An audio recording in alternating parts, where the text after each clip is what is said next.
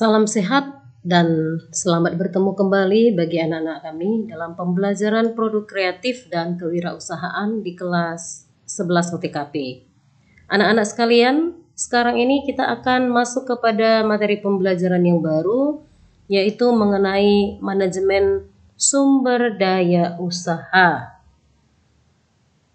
Manajemen sumber daya usaha merupakan hal yang harus dipersiapkan dengan baik agar usaha yang dijalankan bisa maksimal. Tujuan perusahaan mendirikan usahanya dapat tercapai. Jadi, manajemen sumber daya usaha ini akan membahas mengenai bagaimana merencanakan usaha dan sumber daya usaha itu sendiri. Jadi ada dua materi pokok dalam manajemen sumber daya usaha ini. Satu, merencanakan usaha. Dua, sumber daya usaha. Sekarang kita masuk kepada merencanakan usaha, ya. Di dalam materi merencanakan usaha, kalian akan memahami yang pertama tentang pengertian perencanaan usaha. Kemudian yang kedua, manfaat rencana usaha. Yang ketiga, pedoman rencana usaha. Dan yang keempat, perencanaan usaha yang baik. Ya. Nah, anak-anak sekalian, untuk lebih baiknya, ya, kamu punya buku paket. Kamu buka buku paketmu halaman 75 mengenai materi pembelajaran kita hari ini, yaitu manajemen sumber daya usaha. Nah, kamu boleh mendengarkan apa yang Ibu arahkan sambil memperhatikan buku paketmu. Ya. Nah, yang pertama, ya, di dalam merencanakan usaha itu tadi sudah Ibu sebutkan, ya, Ibu jelaskan tadi, kamu akan memahami tentang pengertian perencanaan usaha. Perencanaan usaha ataupun rencana usaha merupakan salah satu dasar ilmu manajemen, ya. Dasar-dasar ilmu manajemen itu terdiri dari planning atau perencanaan, pengorganisasian, ya, kemudian ada directing, ya, dan controlling. Nah, inilah yang merupakan dasar ilmu manajemen, ya, di dalam perencanaan usaha. Jadi, rencana usaha itu harus dibuat sedemikian rupa sehingga tujuan perusahaan dapat tercapai, ya, dapat tercapai. Kemudian yang kedua, manfaat rencana usaha. Kenapa ataupun apa manfaat rencana usaha? Mengapa harus ada perencanaannya? Nah, ada beberapa manfaat dari perencanaan usaha.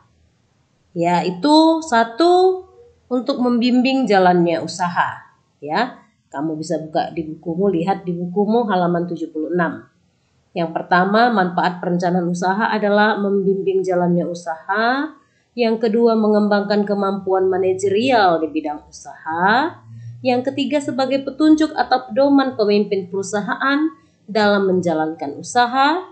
Kemudian yang keempat, sebagai sarana untuk bisa memperkecil resiko usaha. Yang kelima, sebagai pedoman untuk melakukan pengawasan atas kinerja perusahaan.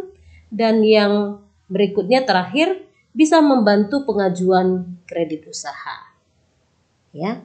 Nah, itu di dalam manfaat rencana usaha. Jadi ada 6 poin, ya, manfaatnya. Jadi masing-masing dia mengacu kepada perkembangan usaha yang dijalankan oleh pemilik usaha. Berikutnya, yang ketiga, ya, dalam merencanakan usaha ini, pedoman rencana usaha.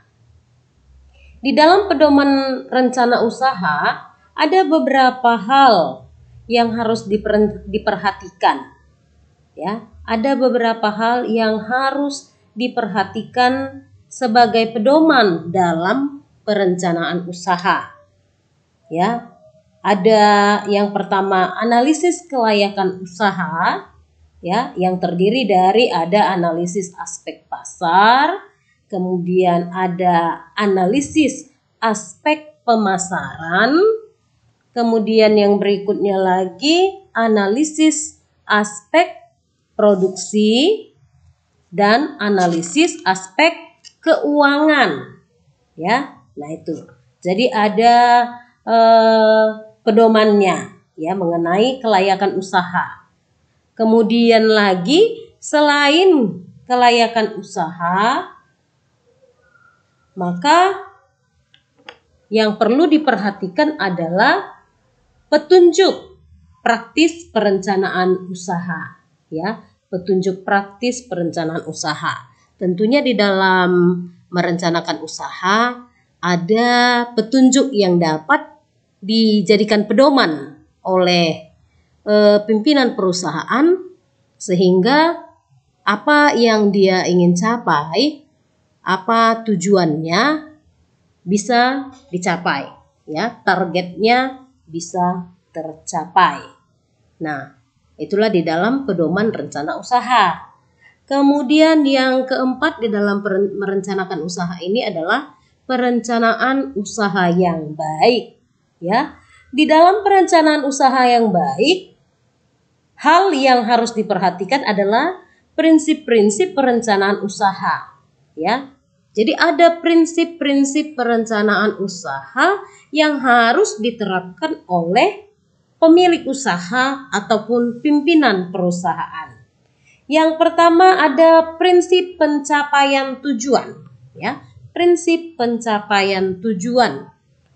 Artinya, segala bentuk dan perubahan perencanaan yang dilakukan dalam rangka untuk mencapai tujuan perusahaan.